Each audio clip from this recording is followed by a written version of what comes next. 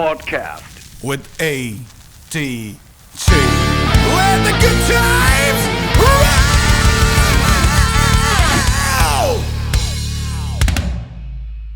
Podcast with ADG te I have my very good brother, a fantastic musician, a wonderful human being, Shumon, on my set today. Welcome, Shumon. Thank you so much ডাকার জন্য আমাকে এখানে। খুব ভালো লাগছে আজকে তুই এসছিস। প্রচুর আড্ডা হবে, গান বাজনা নিয়ে কথা হবে, আর যেহেতু গান বাজনা ওরিয়েন্টেড এটা শো, আমরা মিউজিক নিয়ে কথা বলবো। হাউ ডিড গান বাজনা কি করে জীবনে শুরু হলো? How did it all start? Actually গান বাজনাটাকে ছোটোবেলা থেকে, একদম ছোটোবেলা থেকে, যখন আমি হয়তো আমার তখন 4-5 বছর বয়স, তখন থেকে গান বাজনা শুনেই হয়তো বড় হয়েছে আমি। আমার বাবা মোহাম্মদ রফির খুব বড় ফ্যান, প্লাস ফোক মিউজিক, পল্লীগীতি, বাউল এইসব চলতে পারে। সারাক্ষণ ওই শুনতে থাকছে, যেরকম আমার বাবা সারাক্ষণ ওই সিডি, পাইরেটেড সিডি, কারণ কেনা সিডি, মানে আমাদের এরিয়াতে, শ্যামবাজার এরিয়াতে জানো অনেক পাইরেট সিডির দোকান ছিল, তো বাবা ওখান থেকে পাইরেটেড সিডি, মোহাম্মদ রফি, কিশোর কুমার ওই নিয়ে আসতো। ওই শোনা হতো সারাক্ষণ ছোটো থেকে, তার মানে ওই শোনাটা ছোটো থেকেই শুরু হয়ে যায়। তারপর নিজে থেকেই ওটা ভেতর থেকে এত শুনছি, হয়তো ওই কালচারটার মধ্যে আছি বলে হয়তো আমার নিজেরও গান শেখার প্রতি একটা অ্যাট্রাকশন জন্মাতে থাকে, আমি গান শিখবো। এইবারে ব্যাপারটা যতবারে আমি বাড়িতে এসে বলেছি আমি গান শিখবো, কোনোবারই হয়ে ওঠেনি, কারণ বাড়ি থেকে রাজি নয়। কারণ ওই লোয়ার মিডল ক্লাস ফ্যামিলি, আমার দুটো দিদি আছে, তাদের বিয়ের চিন্তা বাবার মাথায়, আমার সবার পড়াশোনায় এত কিছু, বাবার মাথায় হচ্ছে হারমোনিয়াম কিনতে হবে, অনেক খরচা, পড়াশোনার এতে ক্ষতি হবে আমার। এই করে কোনোদিনই গানটা আমার শেখা হয় না, চলতেই থাকে এরকম। স্কুল শৈলেন্দ্র সরকার বিদ্যালয়ে আমি পড়তাম, ওখানে একজন স্যার ছিলেন তুষারকান্তি চক্রবর্তী, ঠিক আছে। ওই স্যারের হাত ধরে অনেকটা হেল্প পাওয়া, কারণ উনি পুরোপুরি ফিজিক্যাল এডুকেশন আর এই কালচারাল দিকটা এ করতে, বেসিক্যালি ওনার কাছ সাথে আমি তখন পুরো ঢুকে যাই। নিজে থেকেই নাটক হোক, নাচ হোক, গান হোক, আবৃত্তি হোক, আমি ক্লাস ওই 3-4 থেকে আমি সব করতে থাকি। মানে যে কোনো কালচারাল এতে, খেলাধুলাতেও যে কোনো কালচার বা স্পোর্টস আমি থাকবোই, কারণ স্পোর্টসটা আমার একটা ভীষণ পছন্দের জায়গা। আমি ক্রিকেট প্রচুর ভালোবেসে খেলতাম। ওটার আমি আমার এরিয়াতে চন্দ্রনাথ চ্যাটার্জি বলে একটা ক্রিকেট ক্লাব ছিল, ওখানে আমি এও পেয়েছিলাম, স্কলারশিপ পেয়েছিলাম। ওই সেম বাবা ভর্তি হতে দিচ্ছেন একটাই কারণে, কারণ আমার পড়াশোনার ক্ষতি হবে, প্লাস ওই একটা ফিনান্সিয়াল ইস্যু এখন বুঝতে পারি, এবং হয়তো সেটা সত্যিই ছিল সেই সময়। কারণ আমি ওই সময় তার জন্য জেদও করিনি কখনো, কারণ আমি ছোটোবেলা থেকে একটু শান্ত টাইপেরই মানুষ ছিলাম, যে দেবে না ঠিক আছে দেবে না, আরেকবার আলতো করে গিয়ে বলবো যে আমি গান শিখবো না পরের বছর। প্রত্যেকবার এটা হতে থেকেছে, গান, সাঁতার যাই বলেছি পরের বছর, এরকম চলতে থেকেছে। এরকম করে চলতে চলতে স্কুলেই সব কিছু করা। একটা ছেলে হয়তো আমাকে অনেকটা বুস্ট আপ করেছিল, নামটা মনে নেই এখন, স্কুলেরই বন্ধু, খুব ভালো গান গাইতো, এইটুকুনি মনে আছে। ওকে আমি বলেছিলাম ভাই আমি গান শেখাবি? আমাকে একটা কথা বলেছে, গানটা সবার দ্বারা হয় না। জাস্ট ক্রিটিসিজম ওখান থেকে নেওয়া আমার শুরু। ওখান থেকে আমি খুব ওটাকে তখন, এখনও ওইভাবেই নিই। এখনও কেউ যদি কিছু বলে আমি খুব ইজিলি ওটা নিয়ে নিই, পজিটিভলি নিই। কেন বলেছিল সেটা বোঝার জন্য আমি বাড়িতে সারাক্ষণ ওই গুনগুন করে যাচ্ছি, গেয়ে যাচ্ছি। ও যেই গানটা একটা গাইতো, খালি ওই গানটা শুনে আমি বলছি, ও নিজে রোজ বাড়িতে আমি 2 থেকে 3 বার গাইবো গানটা একা একা, কে শুনছে কে শুনছে না, বা কাউকে শোনানোর জন্য আমি করি। গানটার নাম মনে আছে? হ্যাঁ, গানটার নাম মনে নেই, গানটা 2-3 লাইন মনে আছে। সরস্বতী ঠাকুরের একটা বন্দনার একটা গান, স্কুলে এরকম করানো হয়েছিল। দেখো, সরস্বতী বিদ্যাবতী তোমায় দিলাম খোলা চিঠি, জাস্ট এরোম্যাটিকই ছিল, এখন মনে আছে অনেকটাই। এই গানটা আমি শিখতে চেয়েছিলাম, গানটা খুব ভালো লেগে গেছিলো আমার। ছোটোবেলা তখন কোন ক্লাস পড়ি, 4-5, এই করে চলতে চলতে ক্লাস 10 আসে। ক্লাস 10 এবারে আমার ভেতরে একটা, আমি বড় হয়ে গেছি ওরকম ব্যাপার এসে গেছে। বাড়িতে এবারে একটা রেবেল একটা জিনিস দেখাতে হবে যে আমি শিখেই ছাড়বো এবারে গান। না আমি ওরকম টাইপের ছিল। রেবেল মানে আমি শান্ত, মানে বাড়িতে আমার মুখ দিয়ে কোনো দিন আসলে গালা বেরোনি, এরকম শান্ত আমি। বাইরে আলাদা, কিন্তু বাইরে স্কুলে আমি মারপিট করে যাচ্ছি, এই করছি, আমি মানে প্রচণ্ড শর্ট টেম্পার ছিলাম। বাড়িতে আলাদা, বাড়িতে আবার একটা আলাদা ক্যারেক্টার, বিকজ আমার বাবাকে আমি প্রচুর ভয় পাই। আমার বাবা আমার থেকে বেশি শর্ট টেম্পার, বহুত গায়ের জোর। বাবা জিম ফিম এখন আর করা হয় না, বাট গায়ে বিশাল শক্তি, ওরকম ব্যাপার। আমি বাবার কাছে কিছু, কারণ মানে বাবা এরকম টাইপের মানুষ, কাছেই ছুড়ে দিতে পারে, আমাকে ছুড়ে দিয়েছে অলরেডি একবার। কিছু একটা কারণ ছিল, ছোটবেলায় কাছেই ছুড়ে দিচ্ছে, তো সেই মানুষটার কাছে বেশি তো রেবেল হওয়া যায় না। Absolutely. And that's the best way to be a disciplined kid. একদম। মানিয়ে মেয়েটা। হ্যাঁ কারণ that I also learn from my dad যে ডিসিপ্লিন হওয়াটা লাইফে খুব একদমই, খুব দরকার। সে দ্যাট আই মেটাল করছি দেখে আমি যা ইচ্ছা তাই পাই। মেটাল লাইফস্টাইলটা যে ডিসিপ্লিন না তা তো না, আমি মনে করি এটা much more discipline than any একদমই আদার তাই। লাইফস্টাইল। অ্যাবসলিউটলি। হ্যাঁ মানে পাঙ্ক থেকে আমার মতে পাঙ্ক থেকে যারা ডেভেলপ হয় যারা ম্যাচিওর হয় তারা মেটালটা করছে অ্যাকচুয়ালি। পাঙ্ক লাইফস্টাইলটা পেরিয়ে আমরা অলরেডি মেটালটায় ঢুকে গেছি। পাঙ্কটা বলতে পারি মাছ মোর একটু ইনডিসিপ্লিন, একটু টিনেজারদের লাইফ যেটা সবার হয়, একটু আমরা একটু এ হবো, বাট পাঙ্কের পরবর্তীটা কারণ আমরা জানি হার্ডকোর পাঙ্ক থেকে মেটালটা অনেকটা এসছে, সো ওটাই ম্যাচিওর হয়ে মেটাল হয়েছে। সো মেটাল মানেই আমার কাছে অনেক রেসপন্সিবিলিটি আমাকে নিতে হবে এই সোসাইটির জন্য, অনেক কিছু এটাতে পরে আসছে এই বিষয়টা। সো মাধ্যমিকের পরে আমি গান শিখবো বলে বাড়িতে বেশ শুরু করে দিই, যেহেতু মাধ্যমিক দিয়ে ফেলেছি। তারপর থেকে চারিপাশ থেকে একটা জিনিস আসতে থাকে মানুষের কাছে। আমার কাছে কোনো ধরনের প্রপার গাইডেন্স তো ছিলই না, কারণ আমার ফ্যামিলিতে কোনো মিউজিশিয়ান নেই, একটা কেউ নেই। আমি একা লড়াই করছি, যেখানে আমার সবাই বলে যে গান বাজনা শিখে কিছু হবে না, আমি একা করবো এরকম একটা ব্যাপার। সো ওখান থেকে দাঁড়িয়ে গান বাজনাটার জন্য বলি, চারপাশ থেকে আসে হচ্ছে এই বয়সে গান শেখা যায় না। প্রচুর মানুষ আমার রিলেটিভসরা, আমার বন্ধু বান্ধবরা সব একটা কথাই বলছে যে এই যে বয়সে আমি আছি, মাধ্যমিক দিয়ে ফেলেছি, মানে আমার 16-17 বছর বয়স, নাকি এই বয়সে আর গান শেখা যাবে না, গান শিখে কোনো লাভ হবে না, এই তাই না। যেহেতু গাইডেন্সের অভাব আমিও ইনফ্লুয়েন্স হই কিছুটা, তো গান না শিখে আমি গিটারটা কিনে ফেলি, অ্যাকোস্টিক গিটার। এবার ভেবেছি গিটার বাজিয়ে গান গাইবো, মানে এরকম একটা গান তো শিখতে দেবে না এই করে আমাকে আটকে, গিটার বাজাবো কিন্তু আমি গানও গাইবো। আমি কোনোদিন আমার ছোটোবেলা থেকে ইচ্ছে ছিল আমি ভোকালিস্ট হবো, টিচার হবো, এই দুটো আমার ইচ্ছে ছিল, যে আমি শিক্ষক হবো আর আমি গান গাইবো। ওই জিনিসটা আমার মাথায় ঢুকে যায় যে এটা আমাকে হতেই হবে। তো আমি ধরে নিয়েছি গিটার কিনেছি, তো কি হয়েছে আমি গান শিখবো, মানে গান শিখবো না, শিখতে তো পারছি না কারণ আমার কাছে সেই সময় টাকা কোথায় যে আমি গান শিখবো কোথা থেকে। তো গিটারটা কিনে দিয়েছি, গিটারটা শিখছে, তার সাথে গান করতে থাকছি বাজিয়ে বাজিয়ে, এইরকম দিন চলেছে।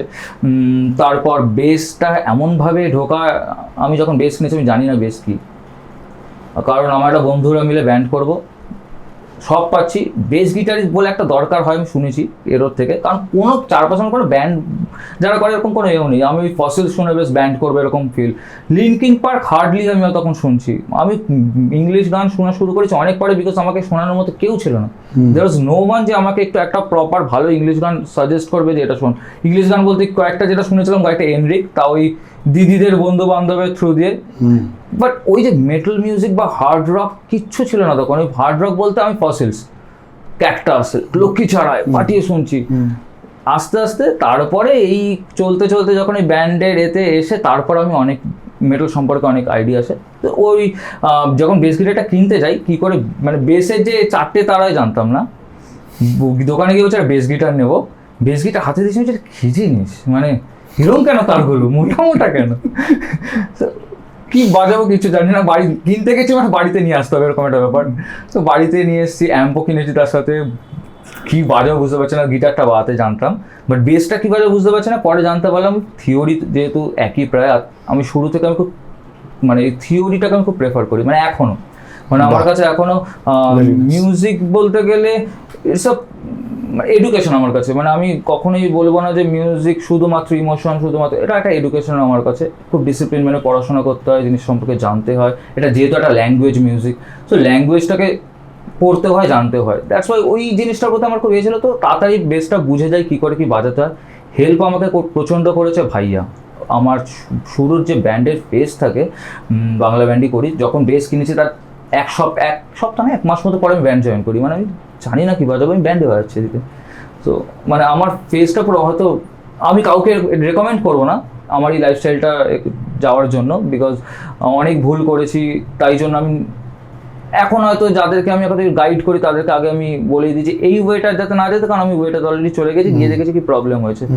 যখন আমি ব্যান্ড শুরু করে আমি কী বাজাবো আমি জানি না, কিচ্ছু জানি না। আমাকে শুধু ভাইয়া যে আছে এখন আমার সাথে কাজ করে, দিদি পাঞ্জনদা, আমাকে দেখিয়ে দেয় যে এই নোটগুলোই বাজাবি এই গানে, এর থেকে বাইরে কিন্তু কোনো নোট বাজাবি না। এই ইমেটারের গান আছে, শুধু এই কটা নোট বাজাবি। আচ্ছা আচ্ছা আচ্ছা, ওই করে একটা গান রেকর্ড করছি, এই করছি, মানে স্টেজেও বাজাচ্ছি, যা বলে দিচ্ছে তাই। তারপর থেকে আস্তে আস্তে ওই সেম আবার আমাকে একজন ইন্সপায়ার করে, যেরকম আগে একবার করেছিল একজন, যে গান সবার দ্বারা জানা, ঠিক এই সেম কথাটা আমাকে আরেকজন বলে, একজন বেসিস্ট, আমি নাম নেব না তার কখনোই, কারণ আমি চাই না তাকে এরকম নাম নিয়ে আমি কোনো এ করি। সেই বেসিসটা আমাকে বলে হচ্ছে, আমি ওর কাছে যাই শিখতে, তখন আমি ভিক্টর ওটন শোনা শুরু করেছি একটু একটু, ও আর খুব ভালো বাজাতো স্ল্যাপ। বলেছিলাম যে আমার একটু শেখাবে, বলে সেম কথা যে বেসটা সবার দ্বারা হয় না, বুঝলি তো, এইরকম এইসব জিনিস হবে না সবাই, এটা এগুলোর জন্য আলাদা, এগুলো আলাদা কী লাগে আমি জানি না, এটা বলে ফেলেছিল। ওই আবার আমাকে ওই ট্রিগার করে নেয় যে কেন হয় না আমি দেখবো।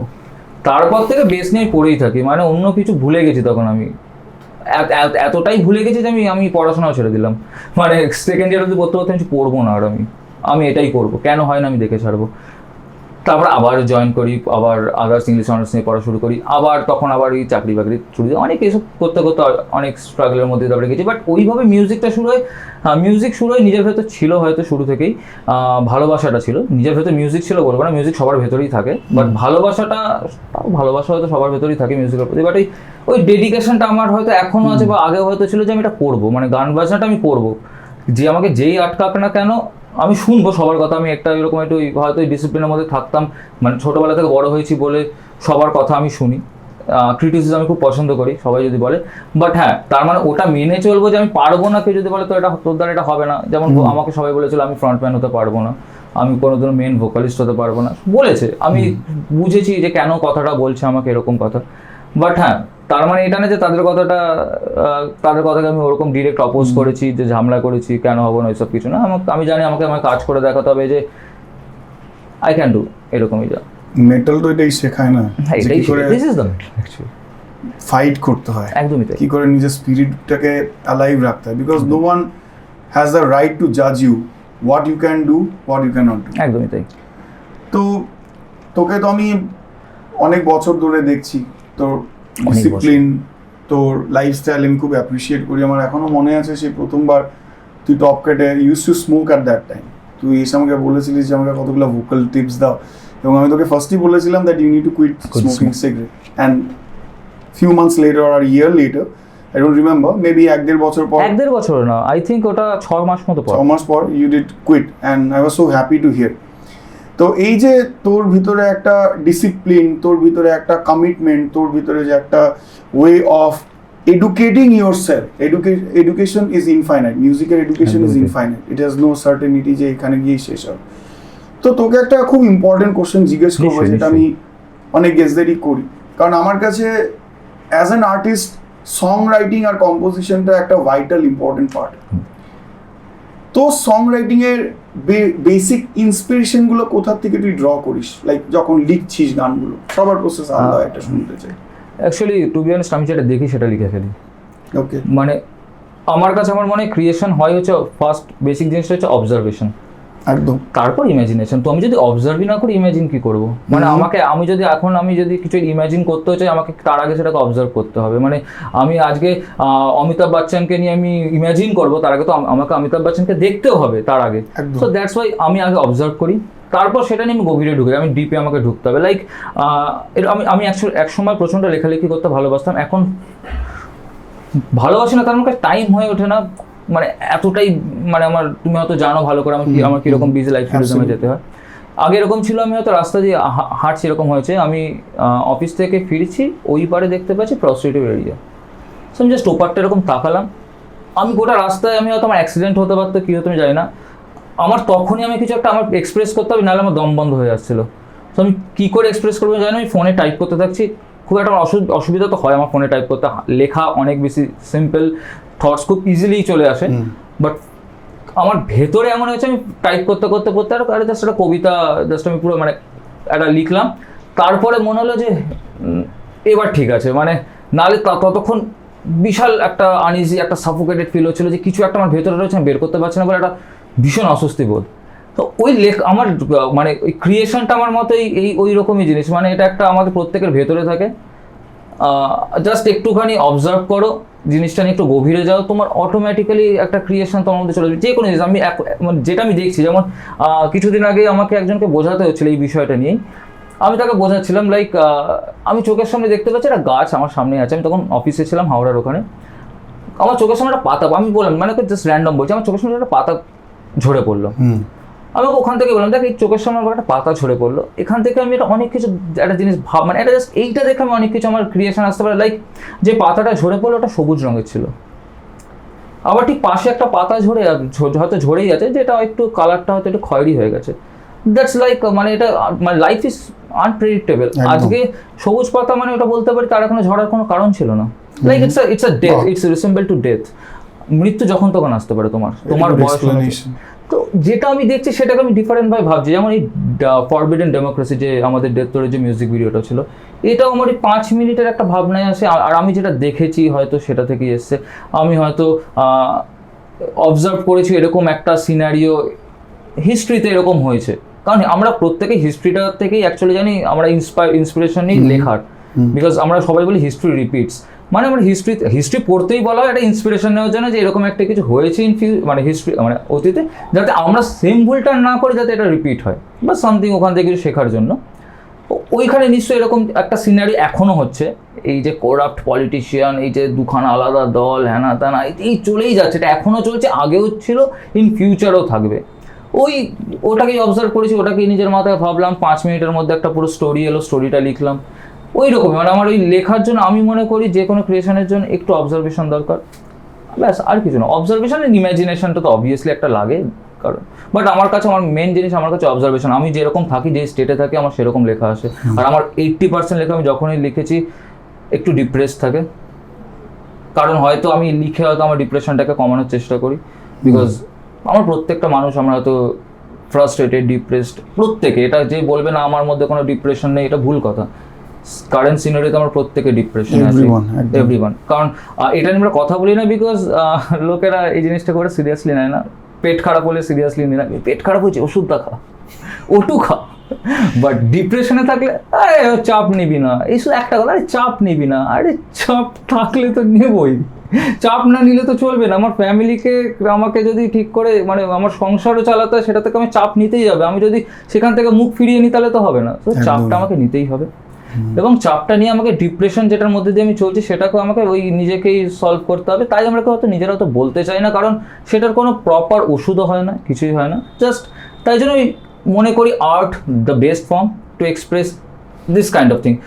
মানে যে কোনো নিজের ফ্রাস্ট্রেশন হোক, ডিপ্রেশন হোক, রাগ হোক, মানে আমি মেটালে ঢুকেছি একটাই কারণে, আমি প্রচণ্ড শর্ট টেম্পার ছিলাম, আমি বলেছিলাম হয়তো আমি এরকম টাইপের ছেড়েছিলাম। হয়তো পাড়াতে পুজো মানেই হচ্ছে ঝামেলা করবো, আমার বন্ধু ফ্রেন্ড সার্কেল এরকম ছিল, হাতে চেন ফেন নিয়ে ছুটছি মারবো বলে।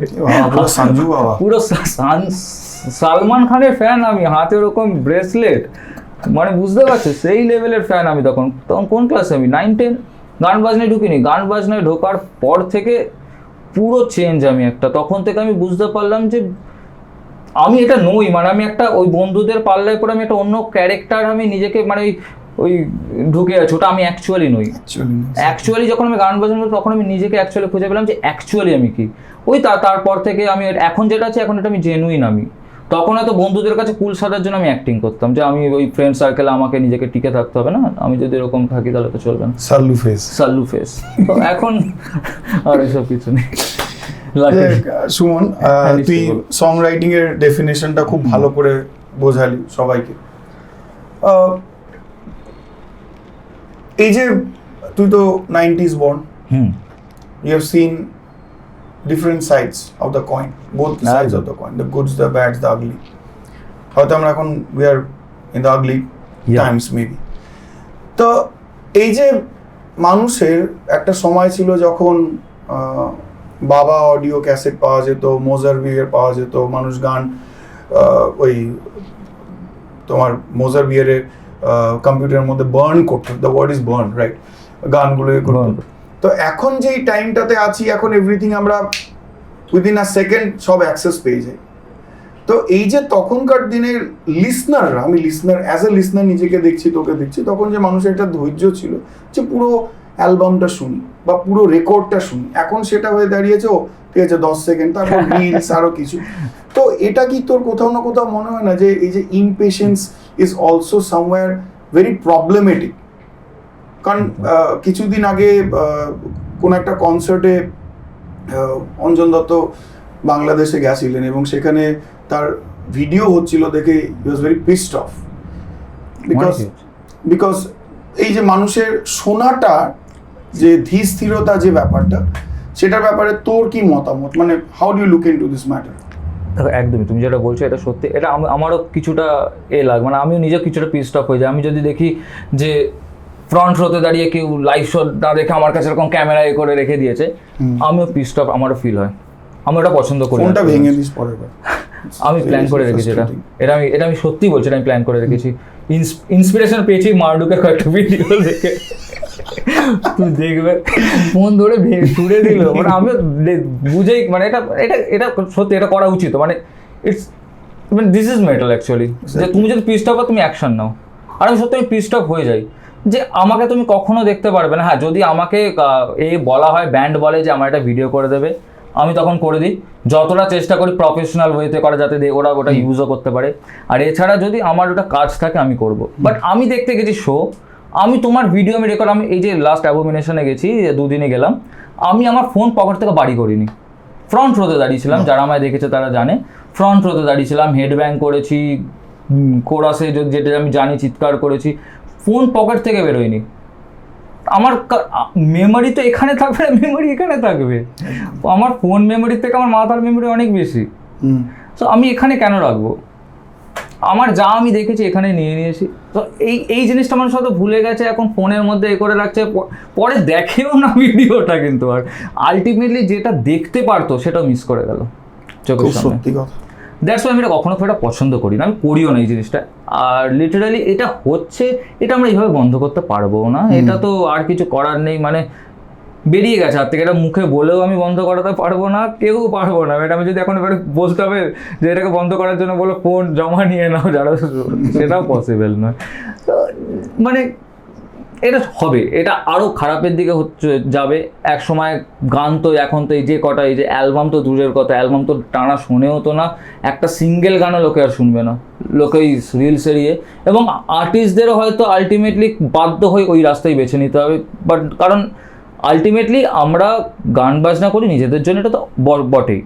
বাট যদি একটা আর্টিস্টদের গান, মানে যে তুমিও যদি এটা কম্পোজ করছো বা বার করছো, সেটা যদি না মানুষের কাছে পৌঁছায়, বা মানুষ যদি সেটা ভ্যালু না দিচ্ছে বা দেখছে পর্যন্ত না, তোমার কিন্তু একটা না কোথাও না কোথাও গিয়ে একটা জায়গাটা স্ট্রাইক করবেই, যে তাহলে আর করবো না, বা হচ্ছে না যখন কি করবো, এইরকম একটা ব্যাপার আছে।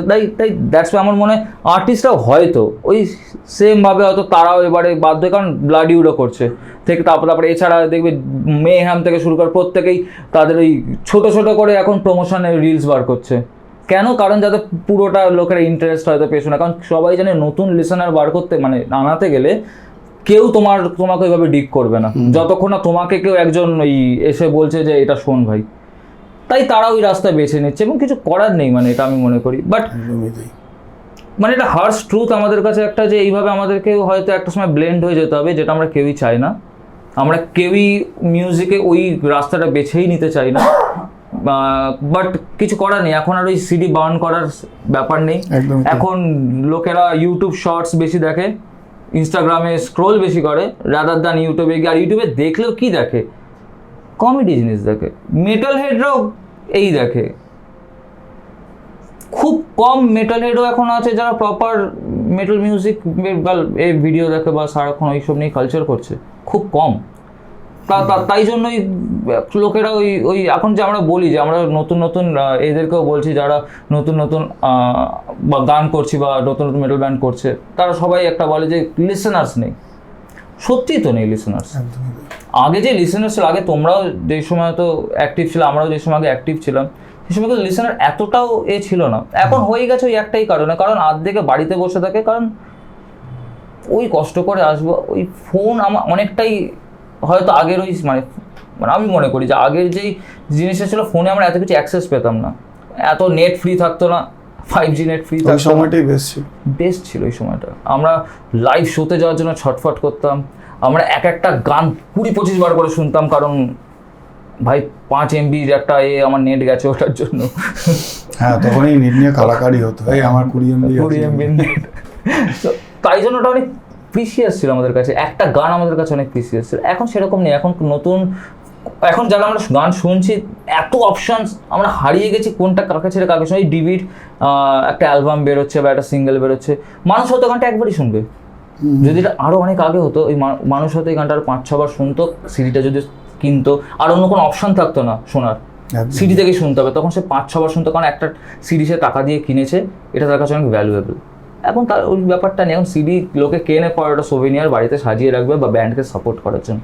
এখন আর সিডির কোনো ভ্যালুই নেই এছাড়া, কারণ কোনো সিডি প্লেয়ারও বিক্রি হয় না, ল্যাপটপ থেকে সিডি সরিয়ে দিয়েছে, কি লোকের ওই ব্যাপার কী হবে। তো সুমনকে যেটা বলবো এবার, যে রাদার একটা আবদার করবো তোর কাছে, যেহেতু গিটারটা সামনে আছে, একটা original composition I love to here. Composition তোমাকে 4টে লাইন আমার শোনাতে পারি, যেটা আমি কিছুদিন আগে একটা লিখছিলাম, খুব ডিপ্রেস ছিলাম, লাইক বাংলায় লিখছিলাম, কারণ আমি টু বি অনেস্ট আমি ইংলিশে খুব একটা এখন লেখার চেষ্টা করছি, কারণ এখন পুরো অ্যালবাম বা সিঙ্গেল আমার ব্যান্ডের যাই থাকছে সবই এতে থাকছে, ইংলিশে থাকছে। দ্যাটস ওয়াই আমি, আর ইংলিশটা আমার কাছে খুব একটা চ্যালেঞ্জিং, তার কারণ হচ্ছে আমার স্কুলিং পুরোপুরি বাংলায়, বন্ধু বান্ধব ছোটোবেলা থেকে যারা ছিল সবাই বাঙালি, কেউ ইংলিশে কথা বলে না, বাড়িতেও কেউ ইংলিশে কথা বলে না। তো আমি কখনো ইংলিশে কথা বলতে মানে হ্যাবিচুয়েটেড নই, আমি ইংলিশটা একটু হ্যাবিচুয়েটেড হয়েছি এই কমিউনিটিতে এসে। মেটাল কমিউনিটি আমাকে অনেকটা হেল্প করেছে, আমি অনেক ক্ষেত্রে আমি ভুল ইংলিশ বলেছি, আমাকে তারা কোনোদিনও জাজ করেনি, লাকিলি এখনও কেউ জাজ করেনি, তবে আমাকে ওই খুব পজিটিভলি আমাকে আরও ইন্সপায়ার করেছে, হ্যাঁ ভাই ঠিক আছে আরও বেটার হবে। তার মধ্যে অনেকে আছে, লাইক প্রসন্নদা থেকে শুরু করে মানে প্রসন্ন সিং, এরা আমাকে অনেক আইডিয়াস দিয়েছে যে এটা করলে আরও বেটার হবে, তুই এইভাবে আর একটু প্রেজেন্ট কর, আমাকে হেল্প করেছে। বাংলাটা আমার অনেকটা বেশি মানে ইজিলি চলে আসে, তো বাংলা ছোটোবেলা থেকে আমি চর্চা করি। বাংলার 4টে লাইন যেটা লিখেছিলাম সেটাই বলছি, আর অনেকটাই বড় লিখেছিলাম, 4 লাইন এমনি বলছি। বিনিদ্র রাতে ডুবিয়াছে মোর স্বপ্নের ভাঙাতরি, বিষণ্ণতায় আত্মহনন করিয়াছে ঘুম পড়ি, মম সত্তাকে বাঁধিয়াছি আমি আয়াসের মায়াজালে, কান্না কেবলই প্রকাশিত হয় হাসির অন্তরালে। এটা ছোট্ট 4টে লাইন, এটা অনেক অ্যাকচুয়ালি একটু বড় লিখছিলাম, লিখতে লিখতে অনেকটাই বড় হয়ে গেছিলো। সো আমি একটুখানি এই বললাম, এইটা ওই ডিপ্রেশনে ছিলাম, ঘুম আসছে না, আমি মানে টানা 7 দিন আমি জেগে আছি, ঘুমাতে পারছি না, সকালবেলা থেকে কাজ শুরু, ওই রকম সিনারিও থেকেই অ্যাকচুয়ালি লেখার পরে তারপরে আমি ঘুমিয়েছি, মানে এরকম ব্যাপার। তো আমি বুঝতে পেরেছিলাম, আমি বুঝতে পারছিলাম আমি কী করবো, ঘুম আসছে না কেন, মানে এত থটস, এত কিছু মাথায় আসছে, আমি কিছু করে উঠতে পারছি না, মানে যা যা চাইছি আমি করতে সেগুলো হয়ে উঠছে না।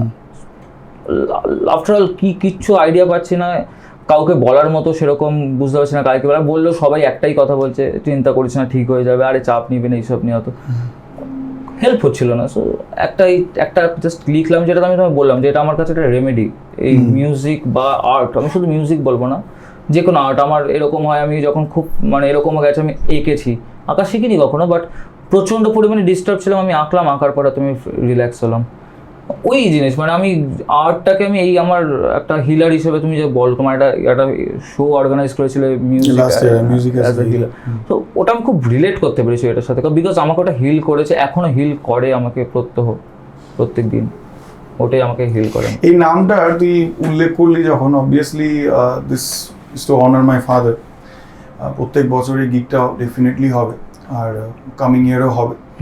তো আমার মনে আছে আমি যখন future foundation as a music teacher ছিলাম, তখন আমি ক্লাস 5-এর বাচ্চাদের একটা প্রজেক্ট ওয়ার্ক দিয়েছিলাম, music as a healer and a weapon, এবং তাদের মধ্যে 2জন বাচ্চা, তারা হয়তো এখন 9-এ পড়ে বা বোর্ড এক্সামস দেবে, তারা একটা খুব ভালো প্রেজেন্টেশন করেছিল, এবং এই যে পরবর্তী প্রজন্মকে উৎসাহ করাটা, এটা আমাদের দায়িত্ব হতে পারে। সেই ছেলে আর মেয়েটা ভালো মিউজিশিয়ান নাই হতে পারে, but they can contribute in many other wedge.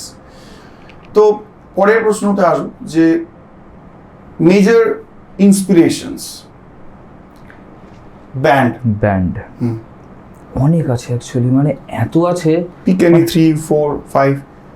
খুব ডিফিকাল্ট একটা জিনিস, আমি তো চেষ্টা করছি করার, কারণ মানে আমার ব্যাপারটা কি বলতো, আমি যাকেই দেখে আমি কিছু একটা ইন্সপিরেশন নিয়ে নিই, মানে এটা যেমন আমি এখন যদি বলি তো আমি জাস্ট ওই ব্যান্ডের নাম কি, যেটা এখন খুব ভালো কাজ হচ্ছে, আনফিনিশড, আমি এদের থেকে ইন্সপিরেশন নিই এখন, মানে লিটারালি। তারপরে এই যে ড্রেড হ্যামার, এরকম প্রচুর, আর্মামেন্ট, এরকম প্রচুর, আমি বরঞ্চ আমি লোকাল ব্যান্ডসের থেকে আমি বেশি ইন্সপিরেশন, আমি তাই লোকাল কোনো শো হলে আমি মিস করতেই চাইবো না। আমি কোনো বড় ব্যান্ডস আসছে, আমি বিশ্বাস করে আমি একটাতেও যেতে পারিনি, বিকজ একটা ফিনান্সিয়াল ব্যাপার তো রয়েছে, আর এছাড়াও আমার মনে হয়েছে যে অবভিয়াসলি ওখান থেকে শেখার অনেক কিছু আছে অবভিয়াসলি, বাট আমি লোকাল ব্যান্ডসের শো আমি বেশি মজা পাই, মানে বিকজ আমি ওখান থেকে ফিল করতে পারি তারা যে হার্ডশিপগুলোকে এগিয়ে মানে এড়িয়ে একটা জায়গায় এসে তারা এই করছে। যেমন ঋষভ আমার খুব পছন্দের একটা মানুষ, খুব ভালো লাগে ওর সাথে আমার কথা বলতে, বিকজ খুব টু দ্য পয়েন্ট কথা বলে, মানে অন ইউর ফেস, এরকম না যে আমাকে পেছনে কিছু একটা আমার ব্যাক বিচিং করবে, এরকম কিছু না। আমার এইরকম মানুষদেরকে আমার স্টিরিওটাইপ আমি খুব রেসপেক্ট করি, ওই থেকে আমি ইন্সপিরেশন নিই। আজ পর্যন্ত আমি কোনো দিন কারোর পেছনে কথা বলিও নি আর বলবো না। আমার ক্রিটিসিজম ধরেন মুখের ওপর দিই, আর নাহলে দেবো না। যদি মনে হয় যে তোমাকে দিয়ে লাভ নেই, আমি দেবো না। সবাইকে সব কিছু বলে লাভ নেই, তাই জন্য আমি অত কিছু বলতেও যাই না। বাট যদি মনে হয় যে আমি বলার, আমি বলবো। সেই সব এই লোকাল ব্যান্ডসরা তো আছে, বিদেশি যদি ব্যান্ডস বলে, হ্যাঁ অর্থহীন। আমি প্রচণ্ড ইন্সপিরেশন নিয়েছিলাম একটা সময়, বেশ বাবা সুমন থেকে ইন্সপিরেশন নেওয়া, সেটা বোঝাই যাচ্ছে, কারণ আমার ফেসবুকের নামটাও বেশ বাবান সুমন দেওয়া। তার একটা কারণ আছে, শুধু মিউজিক রিলেটেড নয় এটা। আমি ওই লোকটাকে দেখেছি লাইফ থ্রেটনিং ইনজুরি থাকার পরেও, যার ওরকম ক্যান্সার থাকার পরেও, যাকে এরকম বলে যে তুমি এরকম ধরো গান করতে পারবে, যেটা আমাকে হয়তো বলা হয়েছিল আমার এটা হবে না, আমি রিলেট করতে পারি ক্যারেক্টারটার সাথে, যে যাই হয়ে যাক না কেন। মানে আমার এরকম হয়েছে, আমার পা ফ্র্যাকচার হয়ে গেছিলো, আমার একটা কম্পিটিশন ছিল 6 দিন পর, না 7 দিন মতো পর, টুম্বা প্রিন্সিপালের সাথে। আমি 6 দিনের মাথায় নিজের প্লাস্টার কেটেছি, 1.5 মাস রাখতে বলেছিল। আমি নিজের প্লাস্টার নিজে কেটে আমি চলে গেছি, এবং যাবো যে আমার বা ওই যে মানে ওই এতেই তার আগের দিন আইসিইউতে অ্যাডমিট। মা আমার খুব সাপোর্টিভ, বাবাও সাপোর্টিভ। মা আমাকে একটা কথা বলেছিল যে তুই যা, তুই জিতে ফিরে আয়, তুই দেখবি আমি সুস্থ হয়ে বাড়িতে আছি। বাহ। আর হয়তো মায়ের আশীর্বাদ যেটা বলে, আমি গেছিলাম ওটাতে জিতেও গেছিলাম। সো জিতেই ফিরেছিলাম, দেখছি মা হ্যাঁ সুস্থ হয়ে বাড়িতেই রয়েছে। তো ওটাই মনে করি যে কত ভালো লাগে। হ্যাঁ, সো এই মানুষগুলো আমাকে অনেকভাবে, শুধু মিউজিক্যাল ইন্সপায়ার না, আমাকে মানে স্পিরিচুয়ালি খুব ইন্সপায়ার করেছে, যে স্পিরিটটাকে কী করে স্ট্রং রাখা যায়। মিউজিক করতে গেলে আমার মতে স্পিরিটটাকে স্ট্রং রাখা খুব দরকার। স্পিরিচুয়ালিজম মানেই যে ওই ভগবানকে করা, ওইসব নয়, ওটা একটা আলাদা জিনিস। নিজেকে চেনা, নিজের সত্তাটাকে বোঝা, এটা আমার খুব ইম্পর্টেন্ট আমার মনে হয়। তো ওই হিসেবে আমাকে এরা ইন্সপায়ার করেছে। এছাড়া তো এই যে যাদেরকে তুমি পড়ে রয়েছো, প্রত্যেকে আমাকে ইন্সপায়ার করেছে। মানে এরা তো মানে মটরহেড থেকে শুরু করে তোমার আয়রন মেডেন, এগুলো তো বলতে আমি হাঁপিয়ে যাবো। মানে প্রত্যেকে, লিনকিন পার্ক থেকে শুরু করে এন্ডলেস। মানে আমি এটা বলছি, আমি যাকেই শুনি না কেন, মানে আমি যাই দেখছি না কেন, কোনো মিউজিক কিছু দেখছি, আমাকে সেই ইন্সপায়ার করছে। মানে আমি একটা বাউল একটা চিনি না, হয়তো রাস্তা একটা কোথাও ট্রেনে উঠে দুটো কলি গাইছে, দুটো গান আমাকে ইন্সপায়ার করে ফেলে। মানে আমাকে মনে করে যে ভাই কি সুন্দর গাইছে ভাই, মানে গানটা কতটা ভেতর থেকে আসা উচিত, বা মিউজিক কতটা ভেতর থেকে আসা উচিত, যাতে জিনিসটা আমি ফিল করতে পারি। আমি সেই এতেই পড়ে গেছি যে আমার মিউজিকটা যেন ওই প্লাস্টিকে মোড়ানো না থাকে, যেন ওটা মানুষের কাছে একদম র এই ব্যাপারটা থাকে, যে মানুষ ওটা রিলেট করতে পারছে, মানুষ এই জিনিসটা ফিল করতে পারছে। ওই র্যাপারে মুড়িয়ে সুন্দর করে আমি ওটা করতে পারবো না। সুমন, তোকে দেখে আমরা প্রত্যেকেই ইন্সপায়ার্ড হই এবং অনেক কিছু শিখি। I really talk about you with my wife or with my colleagues that I have got a brother. আমার এরকম অনেকে আছে মেটাল ফ্রেটার্নিটিতে যারা প্রচণ্ড কাছের। I adore them, respect them and learn from them. That's how we grow. তো তোকে যেটা বলবো যে আবার ওই প্রশ্নতেই ফিরে যাচ্ছি, যে আমাদের তো অনেক দায়িত্ব আছে, অনেক নিজেদের মিউজিক যেরকম করছি সেরকম পরের প্রজন্মের ছেলেমেয়েরা কি বাজাচ্ছে, কি গান লিখছে, কি কম্পোজ করছে, তারা হয়তো এসে বললো যে দাদা গানটা শুনো। That means they trust you. একদমই তাই। Not because you are a veteran, because they trust you of your opinions that you are going to give them so that they can make better music for tomorrow.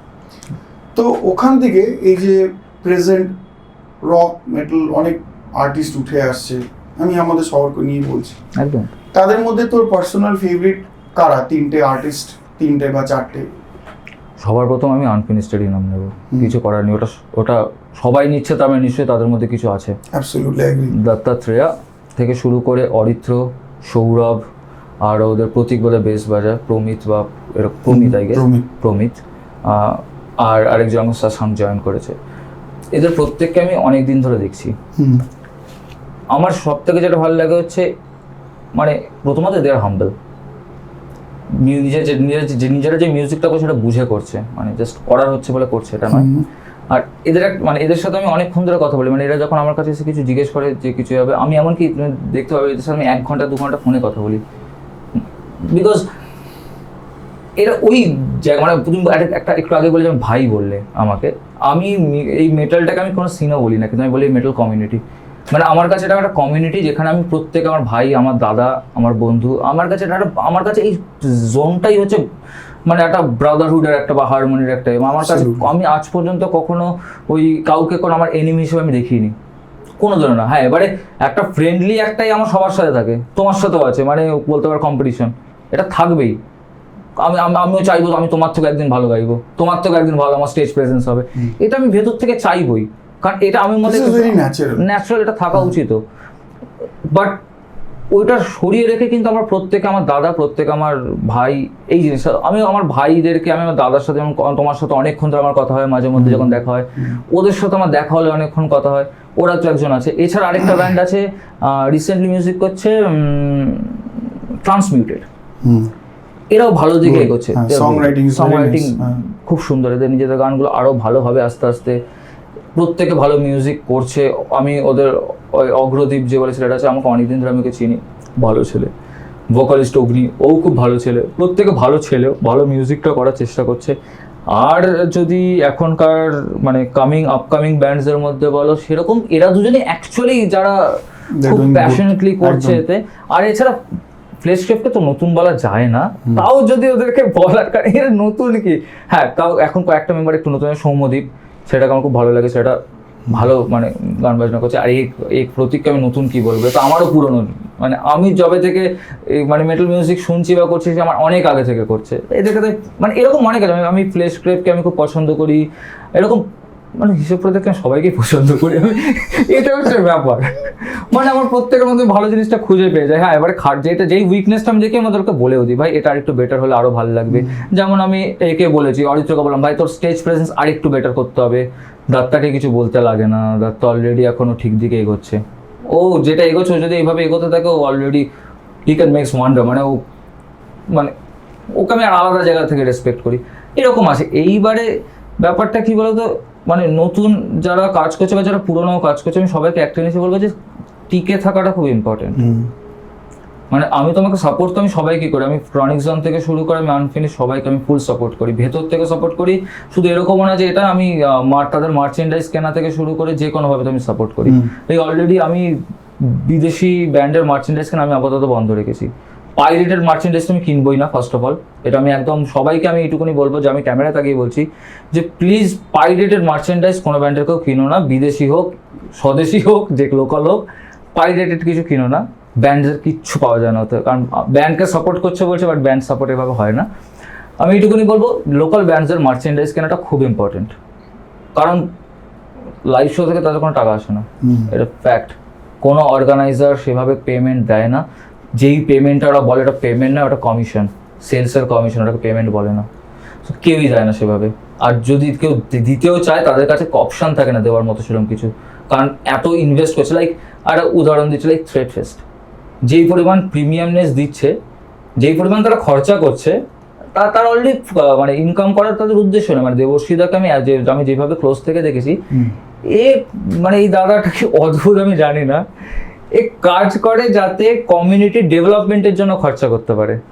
আমি এই অবস্থাটাকে দেখেছি, কোনো কোনো এই নেই যে আমি অর্গানাইজ করবো, এখান থেকে আমি প্রফিট করবো। কি করে আমি কলকাতা বা আমি কলকাতার ব্যান্ড বা কলকাতার কি কালচারটা, মিউজিক বা মেটাল কালচারটাকে কি করে আমি মানে একটা স্ট্যান্ডার্ড সেট করবো, যাতে বাইরের লোকেরা কলকাতাকে একটা ভালো চোখে দেখে। আমার মতে প্রত্যেকটা অর্গানাইজারকে এই জায়গায় ভাবতে হবে, এবং প্রত্যেকটা আর্টিস্টকেও ভাবতে হবে, এই মেন্টালিটিটাকে রাখতে হবে যে আমরা কলকাতা হোক কি ইন্ডিয়া হোক, আমরা রিপ্রেজেন্ট করছি, আমরা কোনো রকম কম্প্রোমাইজ বা কোনো রকম এতে যাবো না। তাই বলছি যে লোকাল ব্যান্ডসদের যদি একটু ফিনান্সিয়ালি সাপোর্ট করা যায়, তাহলে তারা আরও ভালো কোয়ালিটির মিউজিক করতে পারবে। কারণ একটা সিঙ্গেল বার করতে গেলেও যদি একটু ভালো করে রিসার্চ করে দেখা যায়, মিনিমাম 20,000 খরচা যদি লাইভ ড্রামসে যাওয়া যায়, কারণ আমরা নিজেরাই যাচ্ছি, আমরা নিজেরাই জানি সেটা। দ্যাটস ওয়াই 20,000 রুপিস ইনভেস্ট করা is not a matter of joke actually. আর আমরা প্রত্যেকেই, আমাদের ব্যান্ডে তুমি দেখেছো, প্রত্যেকেই খুব স্ট্রাগল করছি ফিনান্সিয়ালি। আমরা এক একটা মাসে আমরা প্রত্যেকে আমাদের সেভিংস থেকে 2,000 টাকা করে ব্যান্ডের ফান্ডের জন্য জমাই, যাতে আমরা করতে পারি। বাট একটা অ্যালবাম করতে গেলে যেমন 1.5 লাখ টাকার উপর খরচা, সেই টাকাটা তখনই হয়তো আমরা কালেক্ট করতে পারবো যখন যারা আমাদের ফলোয়ার্স তারা আমাদেরকে হেল্প করবে। একদমই। তো দ্যাটস ওয়াই আমি বলি মার্চেন্ডাইজ কেনা ব্যান্ডের থেকে খুব ইম্পর্টেন্ট, যাদেরকে তুমি পছন্দ করো তাদের থেকে মার্চেন্ডাইজটা কেনা, এইটুকুনি জাস্ট। যাক সুমন, খুব ভালো লাগলো আজকে, তুই খুব ভালো কথা বললি, তোর explanations everything is very straight on point এবং আই অ্যাপ্রিসিয়েট ইট। আগামী দিন আরও ভালো হোক, আরও ভালো মেটাল মিউজিক করো, আরও ভালো কাজ করো, গান লেখো, ইন্সপায়ার করো, বিকজ অ্যাজ অ্যান আর্টিস্ট আমাদের প্রাইমারি গোল থাকা উচিত how we can inspire, that is very important. Thank you so much brother, long live rock and roll. Thank you.